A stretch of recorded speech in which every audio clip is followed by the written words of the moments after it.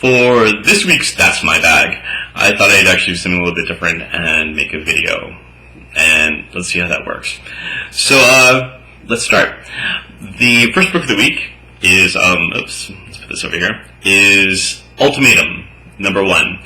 I have never read an Ultimates book before. I know that it's been Millar and Bendis, and I think Loeb is getting on board pretty soon.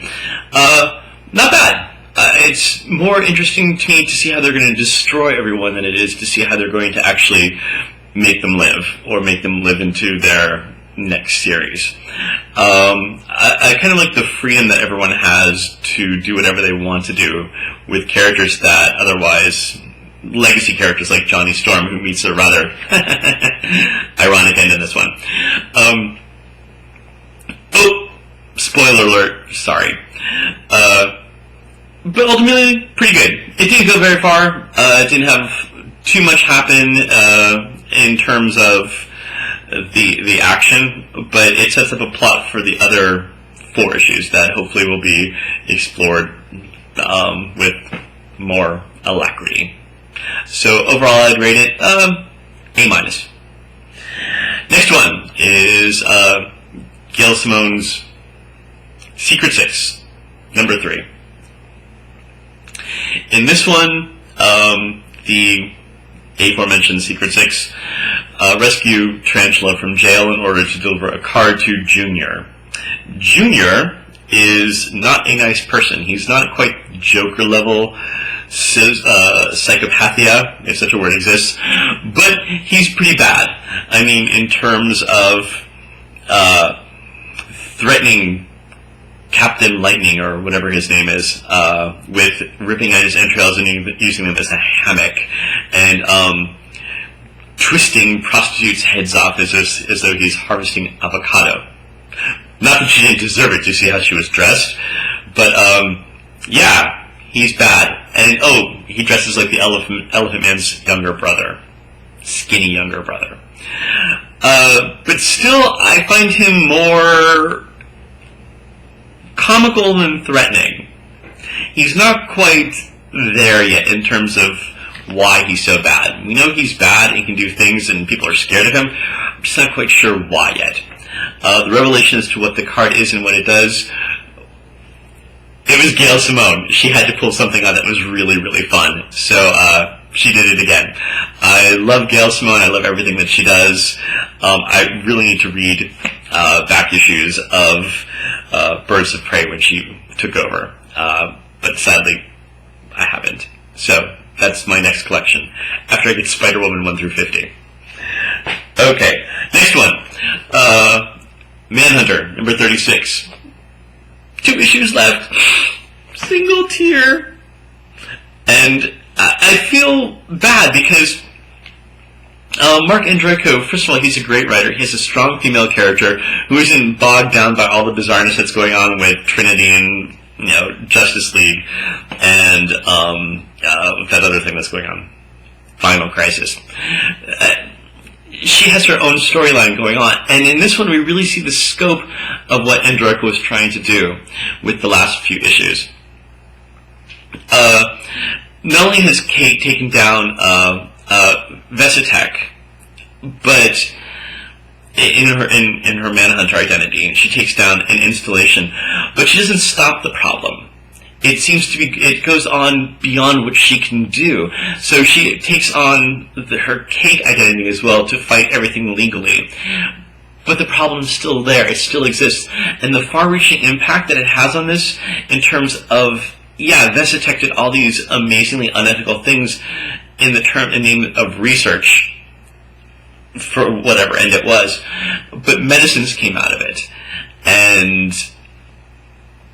And now this is going to impact hospitals and Green Arrow's ward and people like Bane, who, well, according to Secret Six, isn't on the Venom anymore, but according to this, is. So DC, pull it together. But still, Andreyko did a really good job of cynically saying that, superheroes can only go so far.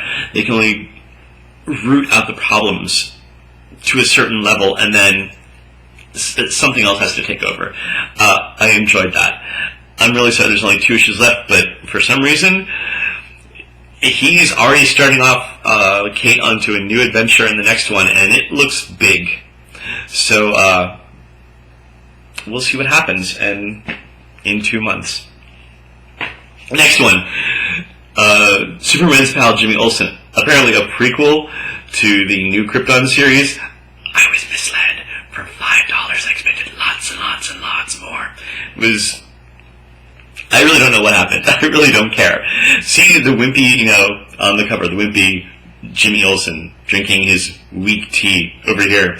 And then on the inside we have a very, very slouchy, very angst-ridden, I like my coffee like I like my men. Black Jimmy Olsen,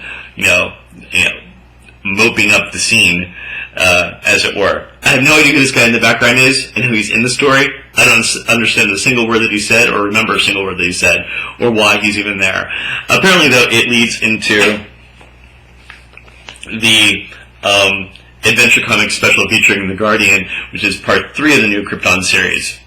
And again, I find myself just not caring. New Krypton is supposed to be 9 issues long, and here we have issue 3, and I don't know. According to what I could divine from this, somehow, Guardian is going to be part of the Kryptonian problem solution. I don't know how accurate that is, but it feels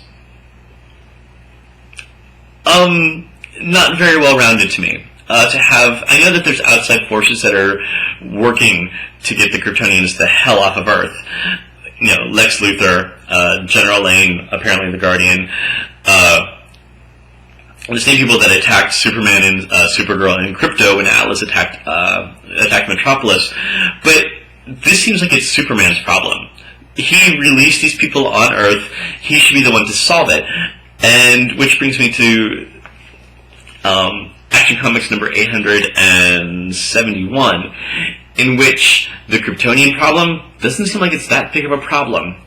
They actually managed to, spoiler alert, kill Doomsday, which is more of a mercy killing considering that he has a pretty fucked up origin, and it's the Kryptonians' fault, at least one of theirs.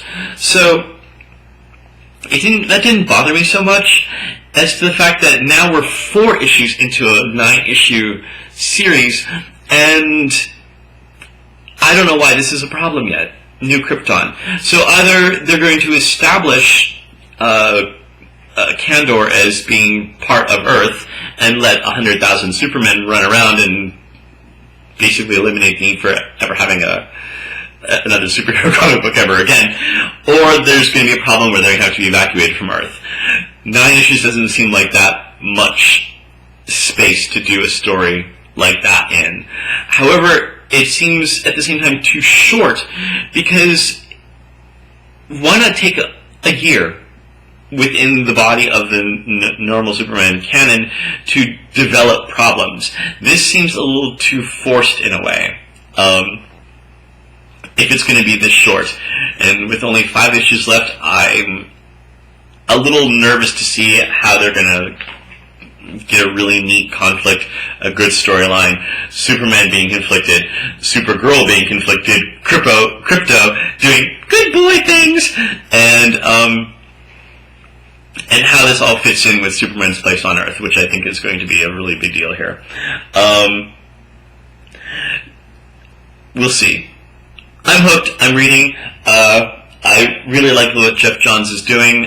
His other titles that he's been doing over the last few months I've been reading, including Final Crisis Revelations, have been great. So I'm going to trust him for right now. But we'll see how it all turns out. That's it. So in retrospect, I'm going to give this one a B. And I'm going to give this one a don't even waste your money. This one, don't waste your money. Manhunter, I'm going to give a A-2. And Secret Six, it's Gail Simone. She gets a solid A. Okay? So, thanks, and I'll see you all next week.